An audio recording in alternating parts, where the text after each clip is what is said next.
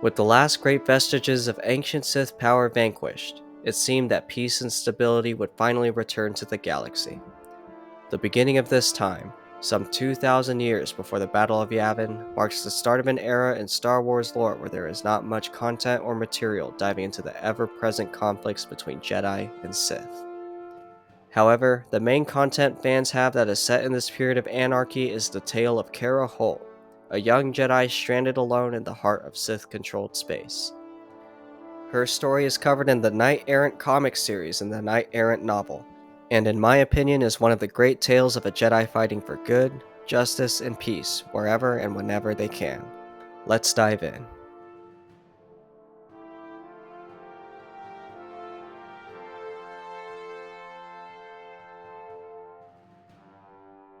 After countless years of war, the Sith seemed to be finally exterminated from the galaxy. A long peace of centuries followed, with the Jedi regaining their strength and becoming confident that the darkness had at last been expelled. However, one of their order would usher in a new age of darkness, a millennium of war and strife that nearly brought about the collapse of the Republic. 2,000 years before the Battle of Yavin 4, a Jedi named Phineas decided to leave the Order, becoming one of the Lost.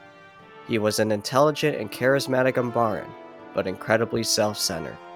For Phineas, to the disapproval of many other Jedi, had come to believe that his own mind and will was the supreme driving force in the galaxy. All other things were inferior to it. Consequently, Phineas left the Order, departing with his followers. In his journey across the galaxy, however, he came across a holocron of Sith teachings. There, Phineas fell to the dark side, revitalizing the Sith Order and taking the name of Darth Ruin. More than 50 Jedi joined his cause, and this marked the beginning of the Dragulch period. A new Sith Empire was formed, and the Dragulch period became characterized by the devastating new Sith Wars. Conflict broke out across the galaxy once more, and soon the Sith serving Darth Ruin became displeased with his rule. For his egocentric nature had only ballooned, and deeming his underlings to be far beneath him, the Sith Lord had no hesitation sacrificing them to further his cause.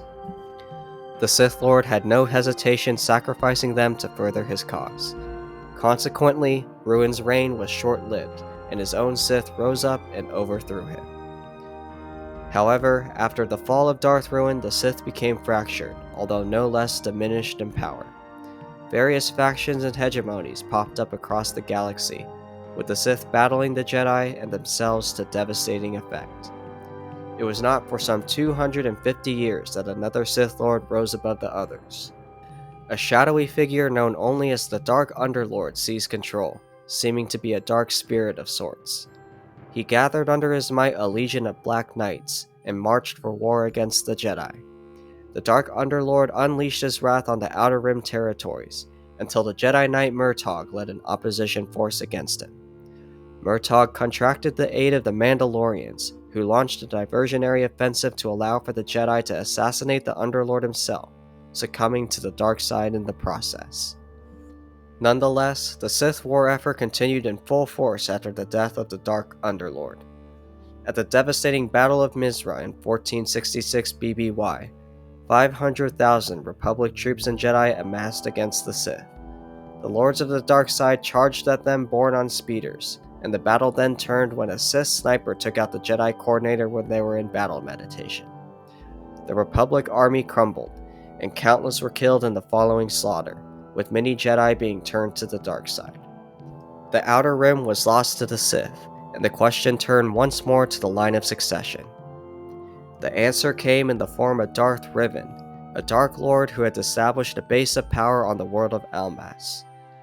The Sith took inspiration from the hero of old of the same name, though ironically the manuscript he learned of Revan from had spelled his name wrong. He commanded a force of battle lords, and through complex rituals ensured they would never turn on him, and their own subordinates would also never be driven to treachery. This forced unity within his ranks accelerated his rise, and Revan also wielded the Dark Staff, a weapon capable of draining Force essences while also seeming to be partially sentient. However, the Jedi began to kill off individual battle lords, weakening Revan's army.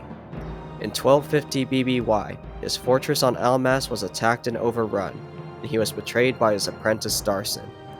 Riven was able to kill Darson, transforming him into a slave force spirit. He then used the Dark Staff to escape, traveling through space and time to several centuries in the future. Unfortunately for Riven, he emerged at the Battle of Ruusan in 1000 BBY, and his force powers were drained by the Dark Staff. He was unceremoniously killed at the battle, and once more the Sith were leaderless. Another warlord then came to the forefront, one Belia Darzu. She was a master of the Meku Deru power, which granted her total control over mechanical systems. Darzu built a stronghold on the ancient force world of Tython, where she developed a nanogene virus that could transform living beings into machines. Using this to her advantage, she created an army of technobeasts called Meta-Necrons and ignited the Sictus Wars. Her reign was terrifying but relatively brief, and Darzu was eventually taken down by a conspiracy orchestrated by the Macrosa Order and her followers. Her technobeasts became obsolete, but the Sith endured nonetheless. The year became 1110 BBY, and the Republic began to fall into a serious decline. Though plagued by infighting still, the Sith had nonetheless driven the Jedi and Republic to their knees. No decisive leader rose above the countless factions, however, and this time became known as the Dark Age of the Republic. The Sith ran wild in the Outer Rim and threatened to push into the core, the Jedi and Republic powerless to stop them.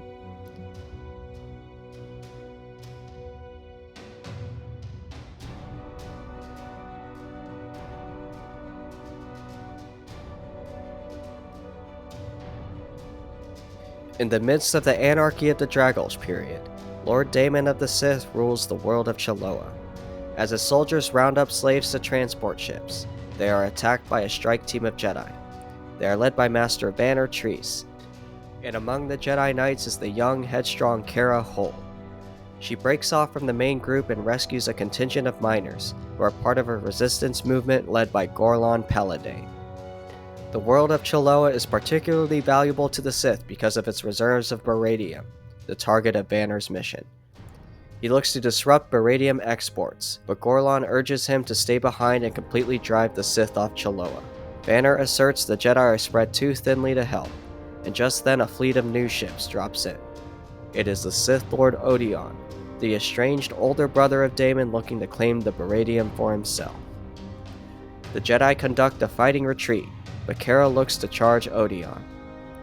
He had led a devastating attack on her homeworld of Aqualaris long ago, and she now seeks vengeance. She is corralled by Vanner, who tells her to flee with the others while he confronts Odeon. Gorlon and the others are evacuated onto the Jedi ships, but Kerra decides to return to find Odeon. She finds Vanner and Odeon dueling in front of a massive Sith machine, and realizes that Odeon has not come to claim the Baradium, but to destroy it. However, she is knocked to the ground, and Vanner sends her away in a speeder. Odeon is forced to prematurely begin the ignition process, and triggers massive volcanic activity that ravages the surface. He flies away, and all the Jedi, including Vanner, are killed. However, Kerra manages to survive. She is found by Gorlon, but is now the only Jedi for kilometers in Sith territory.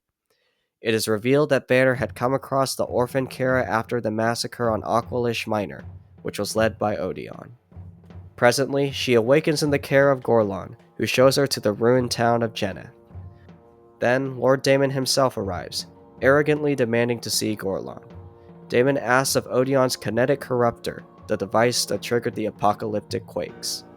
He takes interest in Kerra, unaware that she is actually a Jedi. After Daemon departs, Gorlon reveals he too used to be a part of the Order, but left to help the ordinary people of the galaxy. Then, more Sith ships arrive, depositing mobile munitions factories on Chiloa, which has now become the front lines for the Sith Wars. Kerra then decides to set out for an assassination mission against Daemon, with Gorlon declining to join her. She ambushes Daemon, who is interrogating prisoners to discover how both the Jedi and Odeon learned of his Baradium. Kerra is able to ensnare him in a suspension field, as Daemon has a lengthy monologue reminiscent of the philosophies of Darth Ruin, the famously self-centered Sith Lord. Daemon then reveals that Odeon plans to return with more kinetic disruptors to destroy Chiloa entirely. They are being manufactured on a space station called the Spike. Damon had hoped to send a fleet out to confront him, but Kerra's endeavor has now delayed that action. Kerra flies immediately to the Spike to find a vicious battle raging already. She ejects from her ship and infiltrates the Spike. Kerra overhears a conversation between Odeon and one of his underlings. Odeon wonders why Damon has sent a relatively weak force to assail him, and reveals he has a secret informant on Chiloa. He then suddenly whirls around and slashes at Kerra's hiding spot, forcing her to tumble away. As she flees, Kerra is able to command a droid to lower the base's containment fields, exposing it to space. She hijacks the shuttle as a furious Odeon races to his flagship to pursue her. Then, a message from Damon himself arrives. He has captured and tortured Gorlon, and now claims to Odeon he has found his informant. Kerra flies back to Chiloa to rescue Gorlon, and Odeon decides now not to destroy the planet, but to conquer it. Gorlon continues to be tortured by Damon, who goes so far to claim that he himself created the universe and the Force itself. He orders for the entire town of Geneth to be destroyed, but Kerra returns in time and saves Gorlon's family from the carnage. Her strategy shifts back once more to killing Damon to prevent Chiloa's destruction.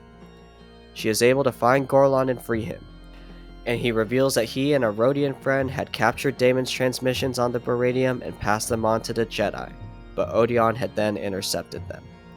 Kerra is overcome with a new sense of purpose, to save the people of Chiloa rather than kill the Sith.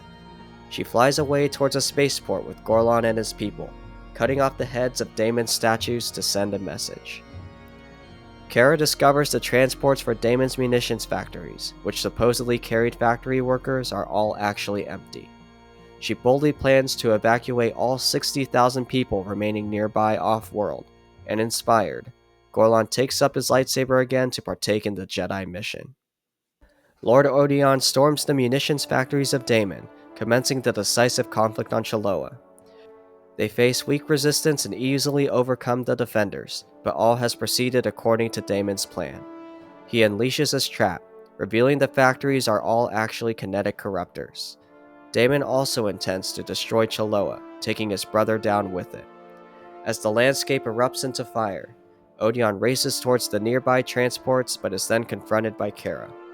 She and Gorlon are defending the landing ramps from the Sith as all the villagers rush on board. A furious Damon is forced to let her escape, and Odeon's ground forces are obliterated on the surface. Enraged, he takes to the skies in a jetpack and demands Kerra battle him. She flees from him on a ship's surface as they approach space, and then Gorlon appears to defend her. After dueling Odeon, both men tumble into the ship's thrusters, suffering severe burns.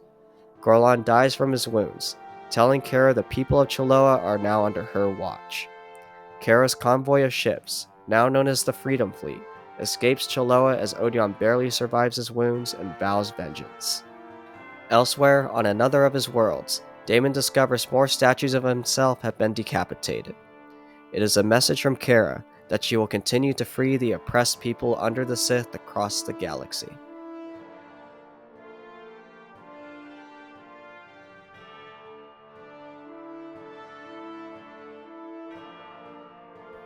The self-proclaimed God and creator of the universe, Lord Damon of the Sith, holds power on the world of Dark now. There, Nars Kahane, an undercover operative for Lord Odeon, infiltrates the heart of Damon's realm with relative ease. He steals several files from the Black Fang, the Damonite dynamic testing facility. Nars then makes for the main testing room, where the massive ship Convergence is held. It is an arsenal of multiple wild combinations of weapons, and intended to serve as a small troop transport across hyperspace. While not a perfect design, there are still innovations within it that can be of use to Odeon. Narsk finds what he needs, and steals away back into the gloom of Darknell. He glances up at two of the suns of the planet in the sky, which are said to represent the eyes of Damon himself, ever watching over his subjects. As with the other Sith territories in the fractured galaxy, Damon rules with an iron fist and refuses to allow any dissension or ill wishes on his name. Then, behind Narsk, a female voice demands he hand over what he stole as a lightsaber hums. Without even looking, Narsk races away and makes it to a speeder. However, the woman leaps on, a brilliant green blade in her hand as Narsk crashes. It is Kerra Holt, who by now has gained a notorious reputation in Sith circles. She destroys the stolen data files, then immediately takes a detonator Narsk had wired to the room in the Black Fang. Kerra triggers the explosion, which destroys the Black Fang, then takes Narsk's stealth suit and leaves him in a garbage bin.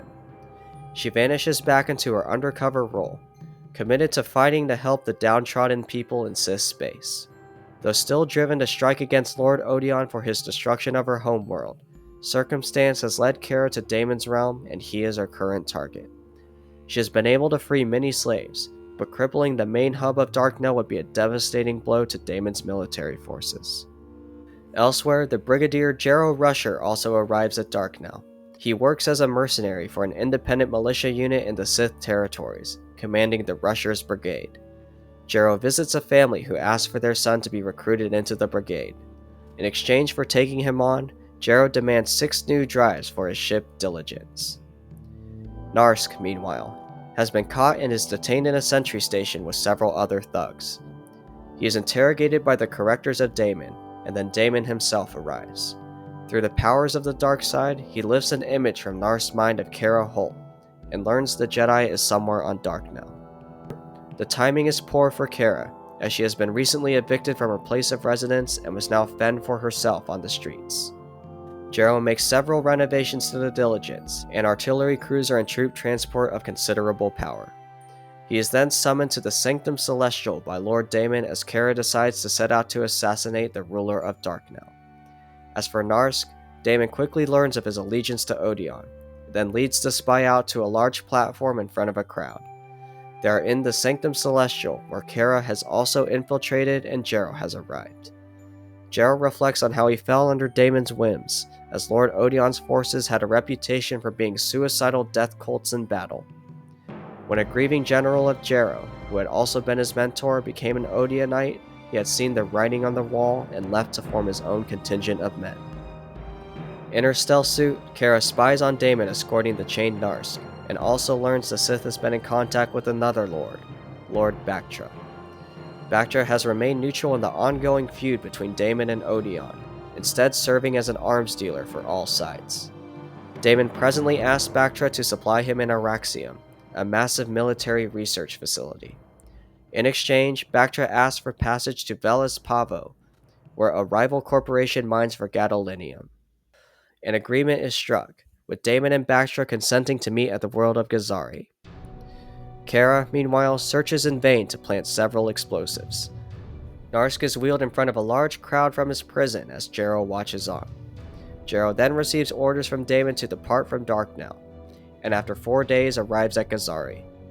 There, Damon claims Odeon will show up for battle, upon which they will ambush him. Somehow, Narsk catches a glimpse of Kerra in her stealth suit and frantically tries to warn his guards, hoping to be freed. Kerra then appears behind him and demands information from Narsk. Jero is troubled at Damon's strategy, for it is revealed the Araxium is to be bait for Odeon to attack. Damon plans to sacrifice the students of the Academy, some of whom are barely teenagers, to strike at his older brother. Narsk tries to convince Kerra to take him with her on her mission, but she refuses to become affiliated with any Sith agents. She pushes him down a ramp out of the compound, and Narsk vows revenge. Kerra leaves the Citadel and manages to infiltrate Damon's flagship Errant. Rusher and his men make their way to Gazari and begin to prepare for battle with Odeon. The landscape is uneven, with many hidden valleys and caves to give Damon's forces a significant advantage once they dig in. Damon also lands and Kerra sneaks off board, consciously not using her force abilities to avoid tipping him off. She is able to eavesdrop outside the Sith Lord's tent, who seems determined to find a way to remove all autonomous thought and motion from what he perceives as his universe. She then spies the Araxium of Lord Bactra being unloaded, and is horrified to see hundreds of slaves being unloaded with it as well. Jero's battalions unload for the fight, with Jero commanding them to stay clear of the children. Odeon's forces then arrive, having taken Damon's bait. Kerra sheds her cover and races out to save the slaves of the Araxium, and a suffocating darkness begins to envelop her. Lord Odeon, killer of Vanner Treese and marauder of Aqualish Minor, has arrived. He wears bulky armor reminiscent of an ancient warlord, an imposing figure to Narsk. Narsk has deduced that Daemon had planned on his escape back to Odeon to relay news of the Araxium and emergence of Kerra Holt. Now, a battle-hungry Odeon looks to finally face Daemon head-on at Gazari. However, he soon detects Lord Bactra's fleet lingering in nearby space. Bactra claims to be simply passing through, and Odeon soon disregards him and moves his fleet to surround Gazari. Meanwhile, Kerra rushes out into the open to save the students as the sky begins to rumble above her. Jarrow sees her running, but then a massive shape above everyone captures his attention. For Odeon has not bumbled into Daemon's trap without purpose, and has brought a secret weapon of his own. It is a death spiral, a massive cone several hundred meters high with rings of turrets and missile launchers. It falls right in the middle of the battlefield, and Odeon's ground troops also begin to land. The Araxium students panic and begin to flee en masse back to the transports as Daemon's fleet then drops out of hyperspace. The death spiral, however, then opens fire on the transports and destroys them all. The students are now scattered all over the crater. Jarrow, out of concern for the children, orders his artillery to provide covering fire to protect them from Odeon's charge. The battle becomes chaotic, with Jarrow's brigade taking losses and Kerra frantically trying to shepherd the students to safety. Jarrow withdraws from the battle, and Narsk then receives a signal, revealed to be from his true masters of unknown origin. The base of the Death Spiral then explodes, destroying the structure and throwing both Daemon and Odeon back. As Jarrow gathers his troops and prepares to fly away, Kerra then shows up with hundreds of children and boards the diligence. Jarrow confronts Kerra, not believing her when she claims to be a Jedi. However, after seeing her hazel and not yellow eyes, he relents. 2 new Sith warships then descend on Gazari, an unforeseen variable. They land without taking fire from both Odeon and Daemon, and then several Odeonite and Daemonite ships begin to harass the diligence. However, they fly past the ship and open fire on Lord Bactra's fleet. A new message comes in from Daemon, commanding them to fly to Jatrank, the capital of Bactra's realm. Somehow, Odeon and Daemon now seem to be collaborating and have joined forces against Bactra. Jarrow decides to disobey orders and fly somewhere away from the battle, to regroup and repair the ship. Lord Bactra is taken completely by surprise when Odeon and Daemon launch a joint attack, and is soon overthrown. The 2 brothers begin fighting over the remains, and Narsk returns to the service of his true masters. He tells them of Kerra's emergence and disappearance after the battle, and is sent off for another assignment. Meanwhile, Kerra becomes a glorified babysitter for some several hundred children on Russia's ship. They are going on a series of hyperspace jumps to escape Daemon's territory, but the refugee problem looms large on both Jarrow and Kerra's minds. Jarrow then decides to chart a course for Ballura, which is supposedly a Sith principality controlled by children. Given they have no idea how to get to Republic space, Kerra agrees to check the territory out. And on that very world, Regent Aspic Calician attends to 2 young teenagers, a girl named Dromica and a brother Quillen, who can gaze into the future. The siblings are conjoined in the Force, and have never once left their loft of residence. To Calician, who answers to them, they represent a pathway to unimaginable power. Kerra then arrives at Ballura, a beautiful planet resembling a welcome paradise. It is a welcome break from the industrial worlds of Chiloa and Darknell. The planet seems to be a home at last for the refugees, free from Daemon and Odeon, but Kerra wants to scout things out first. However, their arrival has been watched carefully by Calician, who knows things are now proceeding according to the twins' plans. Their diarchy has been growing in strength on Ballura for 8 years, and now plans to strike soon. For Daemon is now occupied in Bactra space, and has left the rear of his realm, bordered by the diarchy, unguarded. Calician tracks the movements of the diligence through his network of Selegians, large brains that serve as his eyes and ears across the planet. He learns, to his confusion, that the students are reboarding and someone is approaching the capital city of Hestobel. As Kerra explores the settlements of Hestobel, she sees signs of decay and untidiness that pierce the illusion of peace and paradise. All its residents seem to have vacant, dull expressions, and back on the diligence, Jarrow receives a message that an envoy will be sent to take the children to a center of some sorts. Kerra then hears a strange, alien voice broadcasted in her head. It spurs the people around her into action, and she recognizes it as the thought broadcast of a Saligian. A military division of Scarlet Riders then appears, and Kerra realizes they are Sith. They have mentally beat the local population into submission by constant force manipulation, and Kerra then decides to openly announce her presence to the Sith. She leaps into action and battles the Sith, with their mental commands resonating in her head. The soldiers are not true Dark Lords, but rather specialists trained specifically for force manipulating unsuspecting people. More riders arrive at the Diligence and demand their surrender. Jero seals the doors and puts the ship in hover mode, but they begin to take fire from the Sith soldiers. Kerra flees from the soldiers and flies towards the loft, tracked by Colissian. He knows everything that passes on the planet. His power and control aided by Quillen's foresight and Dromica's hypnotic powers. His own independent spirit has been slowly numbed over time and exposure to Dromica, but the Diarchy's grand plan is moving forwards nonetheless. For they have been constructing battleships, each with a Saligian inside. It will be effectively a remotely controlled fleet, virtually unstoppable when unleashed on the galaxy.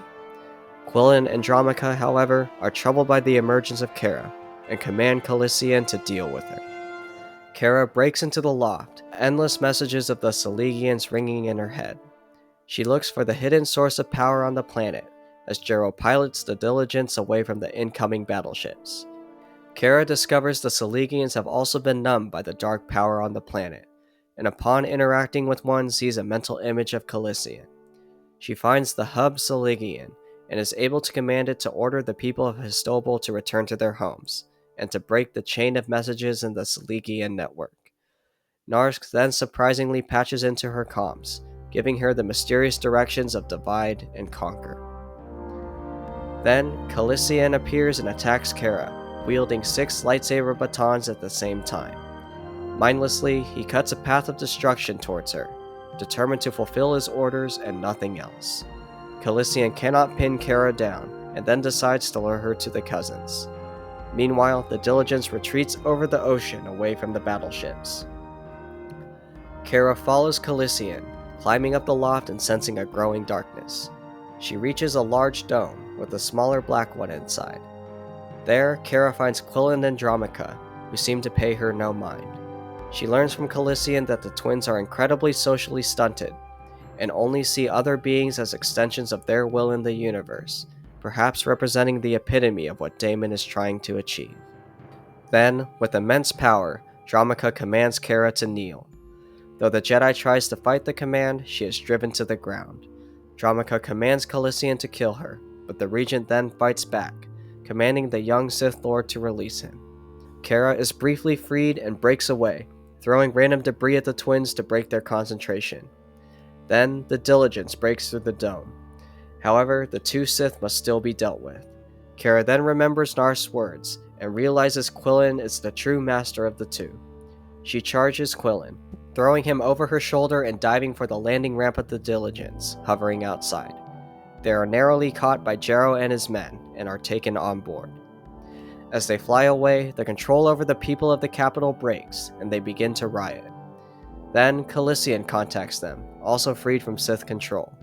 His Saligian network is broken and can never be repaired, and Dromica has passed out in Quillen's absence. Explosions begin to go off across Ballura, and then white ships appear from hyperspace. They open fire on the Diarchy ships. It is Narsk and his overseer, the Sith Lord Arcadia Calamandra. It is another Sith faction joining the fray, the Arcadianate. The Diligence is commanded to follow Arcadia's fleet into hyperspace. Kerra keeps a close eye on Quillen, who seems to calm down on the journey. They reach the planet of Synod, an icy world. Arcadia, who seems to be referred to as the Dowager, kindly welcomes them. She asks to see Quillen, boldly claiming that she is actually his sister. They are taken to her citadel, called the Calamandretta. The Diarchy by now has become officially absorbed into Arcadia's territory, and Narsk then appears and reunites with a surprised Kerra. He informs her Colissian has been killed, and Arcadia then offers to show her around the city. It is a surprisingly warm welcome, and as they walk, Arcadia's realm seems to be peaceful and prosperous for all its citizens. But just like Barula, Kerra senses the devotion is somehow off. She realizes that Arcadia, in her society, constantly reassigns her citizens to new roles at random intervals. They never become too skilled at one field, and thus never pose a challenge to her rule. It is a system of constant chaos, one in which Arcadia, in a roundabout way, is able to minimize infighting. The refugees are intrigued by the prospect of finally being able to settle down, but Jero looks to head back out into space and continue fighting for whatever Sith will hire them. Kerra is then summoned for a meeting with Arcadia herself, something that piques Narsk's interest. There, Arcadia promises to tell Kerra the hidden nature behind all the wars and infighting of the Sith. Kerra is told of the Sith Lord Chagras and his sister Zellian, 2 of 7 children of Vilia Calamandra. Zellian was Daemon and Odeon's mother, and it is then revealed that Arcadia is one of the 7 children. Vilia Calamandra is the dowager, overseer of a vast empire acquired over the course of several marriages. Her children all desired to be named heir, so Vilia started a contest called the Charge Matrica, promising the child who conquered the most territory would claim lordship over her empire when she passed. The contest started 34 years ago, but Zellian suddenly declared war on Chagras, who turns out to be Arcadia's father. The children began to fight amongst each other, and Vilia disappeared from the forefront. Eventually, only Chagras was left alive, and 10 years ago consolidated his forces to take on the Republic. It was then Odeon was sent to take Aquilish Minor, the home world of Kerra. However, Chagras suddenly died 8 years ago. Arcadia then revealed that a second Charge Matrica began, among the grandchildren of Vilia this time. This is the conflict that is currently sweeping across Sith space and upending the lives of countless millions. Kerra is stunned, and Arcadia then walks into the center of a large room. Hollow projections of many beings flicker into place, including Daemon, Odeon, and others Kerra does not recognize. It is a council of sorts, and the Dowager Vilia herself then appears. She gives Daemon control over industrial heuristics, infuriating Odeon. Meanwhile, Narsk rushes over to the Diligence and confronts Darrow, asking for the stealth suit Kerra stole from him to be returned. In the council, Quillen is wheeled in front of the Sith, and Arcadia lays claim to the Diarchy territories. Dromica is to remain on Barula, and Quillen will be given over to the care of Vilia herself. The meeting concludes, and then Arcadia turns to Kerra with a stunning request. The Jedi is asked to take Quillen to Vilia, and to then assassinate her. This, Arcadia asserts, is the only way to stop the family from fighting each other. She even confides that Vilia had arranged for the murder of Chagras, the winner of the first contest. Kerra, however, refuses to become an agent of murder for the Sith, telling Arcadia to find a different tool. Arcadia is furious, and orders her guards to detain Kerra. Her hands bound, she is marched out and their company by chance passes Jero. Arcadia orders for the refugees to be brought to her, upon which Jero and his men will be allowed to leave. Kerra will be taken away to be interrogated, and Narsk looks on, calculating his next move. He knows Kerra likely witnessed the council meeting, and must consequently be executed to keep the family's secret safe. Narsk is then tasked with the assassination of Vilia, and his Mark VI stealth suit is at last returned to him. Arcadia gives him a new hover chair for Quillen, which when triggered will release poisonous gas. It will sacrifice Quillen in the process, but Arcadia deems it necessary. However, Narsk then sneaks away and frees Kerra, returning her lightsaber. He reveals to her that Arcadia is also preparing her military forces for the aftermath of the assassination of Vilia. Additionally, a local algae will be deployed as a chemical nerve toxin.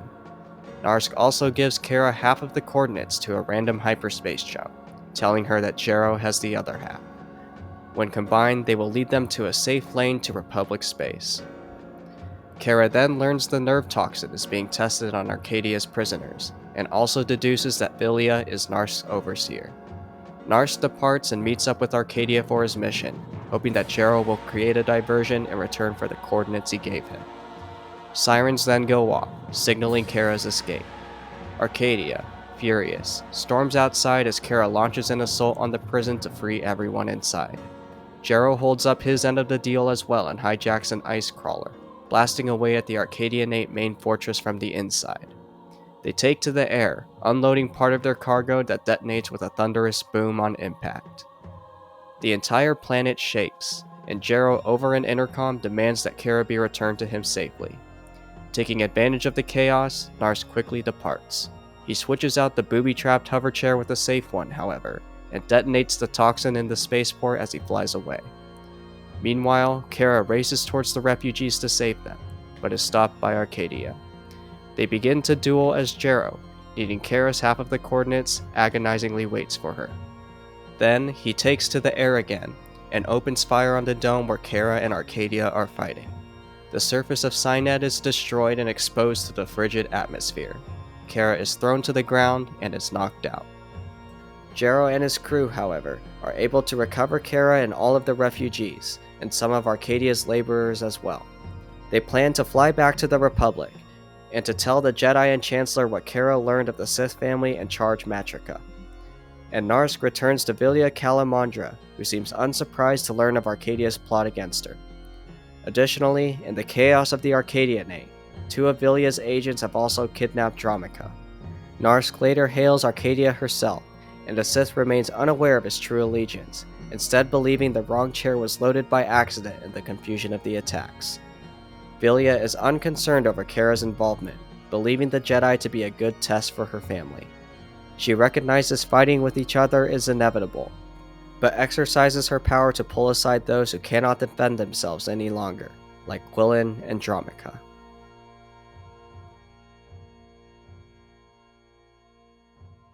The Sith Lord Daemon has claimed the world of Aquilaris for himself. However, while he battles Odeon for the remnants of Bactrian territory, Zodo the Hutt attacks the planet. Also there is the Jedi Kerra Holt, who has at last returned to her homeworld. She looks to evacuate her people, but they seem to be disinterested in leaving, and are all in dull, apathetic states. Zodo then deploys a massive storm diver ship, which has the ability to create devastating storms. The Daemonates are swept away, and Kerra then learns her people are affected by something called the Flood. It is a mental sickness that comes from a type of addictive spice called deluge. Frustrated, she charges the storm diver, firing a blaster. Then, the massive ship is destroyed by a contingent of Republic ships. Zodo withdraws, and Kerra is introduced to Captain Jen Devad of Grace Command, a mercy organization aligned with the Republic. Kerra is given a fighter, and is asked to free the other slave crews on the planet. Elsewhere, Zodo contacts all the Sith Lords except for Daemon.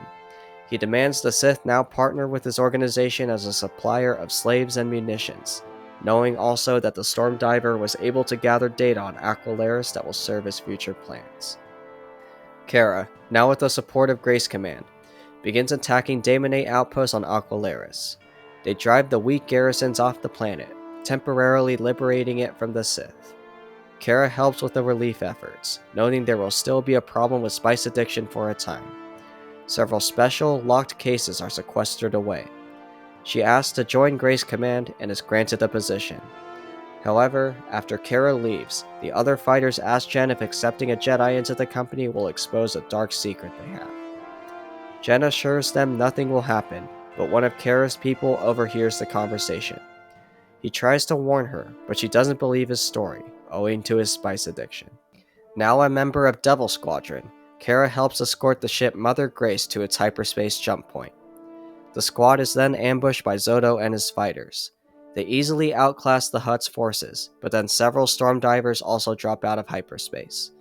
Zodo plans to coordinate the storm divers to create a massive flood that will submerge all the land masses of Aquilaris, a powerful message to the Sith. Lord Daemon learns he has lost Aquilaris, and is frustrated at the effects Deluge is having on his workforces. Kerra's squad is outgunned by Zodo, and she counsels Jen that they should return to the surface to evacuate the people. Jen remains set on destroying the Hutt, and Kerra then breaks away from the squad and flies back to the planet. Zodo promptly captures the remaining fighters and a tractor beam. Kerra tries to rally the populace to find transports for high ground, but finds them unhelpful and still slowed by Deluge. Frustrated, she lashes out with the Force, and one of the orange crates left behind by Jen breaks open. Meanwhile, Jen strikes a deal with Zodo to free her crew, and is sent down to Aqualaris as well to bring the Hutt the mysterious orange crates. Upon landing, she is confronted by Kerra, who has discovered the crates hold deluge. Jen and her squad are actually spice smugglers, working for Baron Lemaine of Alderaan. They are part of an ops group that visits Sith worlds, posing as Republic relief. The spice is left behind in the crates, effectively dulling the population and crippling Sith industries. Jen deems the slaves to be a necessary sacrifice, citing a past experience when she was betrayed by them to Zodo's labor camps. She leaves Kerra, alone on the surface with the rest of her people. The storm divers then begin flooding the planet, and Kerra tries single-handedly to coordinate evacuation efforts. However, one of her childhood friends dives into the ocean, regretting his addiction to deluge. Meanwhile, Zodo shows a successful demonstration to the Sith Lords, claiming he will drown every one of Damon's worlds. He threatens the Sith with a similar fate unless they keep Damon occupied at his borders and accept Zodo as a business partner. Jen then returns with the crates of deluge, demanding her crew be freed. Zodo, however, has betrayed her and already killed them. Jen detonates several bombs in the crates and turns to run. The storm divers over Aqualaris deactivate, and then Kerra's friend returns with a transport, having overcome his grief and regret. The people are reinvigorated and make plans to move to the abandoned harvesting station on the seafloor. Jen, meanwhile, steals a ship and flies back to Kerra, apologizing for her actions and offering aid to the Jedi. Zodo now plans to move to Damon's capital world of Darknell, where billions live. He begins the flooding process, and battle breaks out over the planet. The Sanctum Celestial is heavily damaged, and Kerra and Jen then arrive in the midst of the fight between Zodo and Damon's fleets. Kerra infiltrates Zodo's flagship Voracious, while Jen assists in the aerial battle. Kerra fights her way to the control dome, looking for a way to deactivate the storm divers. However, she is attacked by Zodo, armored and wielding a massive battle axe. His strength and raw power is too much for Kerra, but then Jen blasts through the dome ceiling, sending everyone flying into the vacuum of space and rescuing Kerra. The storm diver controls and Voracious are destroyed, saving Darknell. Zodo barely manages to survive, but is captured by Damon. The Sith Lord presents a compact version of a storm diver, which he says can be used to dehydrate living organisms. In front of projections of his onlooking family, Damon kills Zodo. Kerra returns to Aqualaris, which he plans to use as a staging point for shuttling refugees out of Sith space. Jen will use Grace Command transports to shuttle the refugees, dumping the deluge spice out into hyperspace along the way. Kerra is given her own starfighter and departs for more campaigns against the Sith.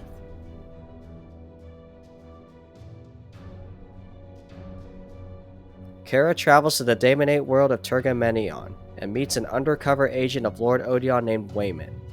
Operating under a cover name of Mercy, she is now working with Damon to take down Odion by infiltrating his inner circles. Over time, Kerra became a part of Odion's army and joined in a battle against Lord Malachite on Scarpos. She has become enlisted in the Novitiates, a cadre of darkside users. Kerra tries to protect her fellow soldiers in battle, but the Odionites are driven by a fanatical fixation of death, and many perish as Malachite is driven away. Her actions upset General Bel Yulon, and she and Wayman attend Odion for a debriefing. The Sith Lord reveals he has a hypersensitivity to life and the Force, and must constantly kill to suppress the irritation he feels. However, after studying ancient Sith teachings, he now wonders if this sensation can be changed into a strength. Odion looks to find the Helm of Yeldis, an ancient artifact from before the Great Hyperspace War. It has the power to induce people into killing frenzies, and Odion now assigns Wayman and his team to find the helm. His previous operation to locate it, Project Pandemonium, ran into a dead end in the space of Lord Bactra. Kerra then finds a computer and pulls out a medallion. It has a picture of her parents, Errant and Mercia, who went missing after the conquering of Aqualaris. To her shock, upon scanning their pictures, she learns they are both alive and were transferred to Project Pandemonium. She travels to Sarasia as part of an Odionite invasion. The resistance there is quickly overcome, and she and Wayman's team investigate a nearby cave for the Helm of Yeldis. General Yulon tells them to hurry, wanting to visit Vanaheim before the next mission. Kerra breaks away from the group and finds a hidden door. She opens it with the medallion and is then attacked by a shadowy figure. It is Aunt Zuju, an old family friend from when her parents came to research the exact same cave. Zuju shows Kerra to an old temple, which she claims holds the Helm of Eldis. 7 years ago, Kerra's parents had visited the temple and decided to lead the Sith away from the ruins to prevent Odeon from acquiring the helm. Her mother discovered the helm's location, and Kerra asked if they had been accompanied by another child, for she knew her mother had been pregnant before Odeon's invasion. Zuju replies she saw no one, but reveals the helm is actually on Scarpos, where unfortunately Odeon's current invasion is taking place. Then, Yulan blasts into the secret cave, and Zuju triggers several bombs, ending her life and destroying the temple. Kerra tells the Sith the helm is on Scarpos, and they make plans to immediately depart. However, they stop first at Vanaheim, frustrating Kerra. She confronts Yulan and discovers him in a massive underground chamber. It is filled with thousands of individual pods of children. All have been abducted from the Odeonate, Odeon's way of depriving his people of all hope. They fly on to Scarpos, where battle continues to rage between Odeon and Malachite. The novitiates land to begin searching for the helm. However, Lord Damon then arrives, looking to claim the helm for himself. He had another mole in the novitiates in addition to Kerra, and knows of Odeon's plans for the weapon. A massive three-way battle breaks out, and Kerra and the novitiates fly to a cliffside cave. Kerra leaps forward, then slashes the skiff with her lightsaber, sending it spiraling away out of control. She sheds her cover as a Sith, taking on her green lightsaber once more. Kerra races into the cave, hoping to find her parents. However, Lord Odeon is already there and has found the Helm of Eldis. Kerra is taken prisoner, and Odeon begins to delve into tapping into the helm's considerable power. It is the fruit of years of research, culminating in the capture of the researchers of the helm on Aquilaris. He has known of Kerra's undercover identity all along, and used her to find the helm's final location. The surrounding rock chamber, however, has collapsed. Odeon's troops then find two skeletons with a locket identifying them as Kerra's parents. Her anguish and sorrow begins to power the helm, and Odeon then turns to the battlefield raging below. I know the true and secret purpose of war. It is not to destroy another force, but to destroy all that lives, save one. There are no friends, only enemies. Life has no meaning. Death has no meaning. Lash out, end the pain, embrace nothingness. Only one being can bring down the universe. Odeon incites the battle into a bloodthirsty free-for-all, with all combatants turning on each other whether friend or foe. Damon is able to fight off the helm's corrupting influence and escapes, with Odeon and Kerra flying away. Yulan meets with Kerra in her quarters after learning her true identity of a Jedi. He shows her a final recording of her parents, who reveal the helm could cause a chain reaction to destroy all life in the galaxy. They had tried to detonate the chamber with the helm to seal it away in an act of self-sacrifice, a final attempt of defiance against Odeon. Their story touches Yulan, instilling some small spark of hope back into the reluctant general. Damon learns Odeon has claimed the helm, and contacts their grandmother Vilya Kalamandra. Vilya is greatly disturbed at the developments, feeling Odeon has gone too far. She summons all the other Sith in her family, and sends them in a united front to defeat Odeon, who has returned to Vanaheim. There, Kerra looks on as Odeon unveils his master plan, to use the helm on the captive children. He shuts off the lights to their pods, causing them all to break down in fear. Their anguish and pain will be used to power the helm, and Odeon then puts it on. Pandemonium erupts throughout his sector, which he hopes will spread to the rest of the galaxy. For Odeon, in his madness, looks to be its sole ruler. Soon enough, chaos and anarchy begin to erupt across the galaxy, even within Odeon's own forces. Kerra convinces Yulan, who long ago had turned to serving Odeon after the death of his own children, to help her. After years of fighting for Odeon and killing without meaning, Yulan finally sees reason and decides to help the children in memory of his own. Kerra breaks her bonds and attacks Wayman as Yulan slips away. He turns on the lights in the chamber of the children, disrupting the power of the helm, and then frees them all entirely as Kerra kills Wayman. As the surge of emotion sensed by Odeon suddenly shifts to joy and hope, the helm becomes overridden with energy and explodes, badly burning him. Odeon falls to his knees, and as he dies asks Kerra for aid. He claims her sibling is alive, and that his realm must stay together if she is to find them. Kerra, however, replies by stating the captives are all her brothers and sisters, and lets Odeon die. The Odeonate, true to the nature of the new Sith, is destroyed and its remnants are fought over by the remaining family members. Damon ends up claiming the largest section, and Yulon decides to ferry all the children to safety in the Republic. And Kerra remains in Sith space, determined to free the parents of the children one ship at a time. Her fight will continue for a long while, in that lawless space where the reach of the Republic is weak.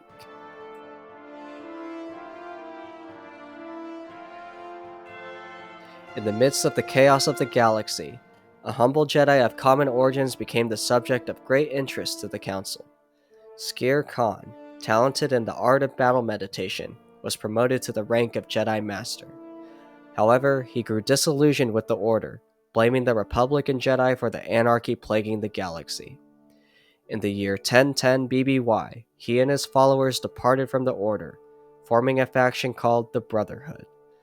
They set out to conquer the divided Sith, their campaign surprisingly successful at the onset. Within a year, Khan had gained control of the Sith, but darkness took him. He became lord of a new Sith empire, and war fell upon the Republic anew. The Brotherhood of Darkness under Khan's leadership was unique in that it shunned the titles of Darth, and supposedly viewed all Sith as equals. Khan looked to avoid infighting in this manner, and through his charismatic powers was able to guide the Brotherhood to several stunning victories early in the war.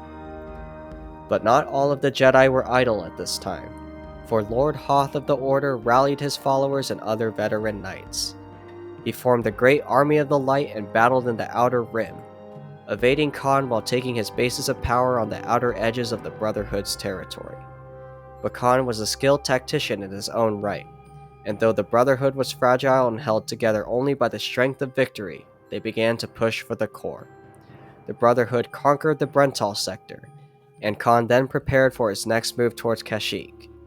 To take that world and begin his push into the core, he needed a staging ground, and for this, the world of Ruusan was chosen.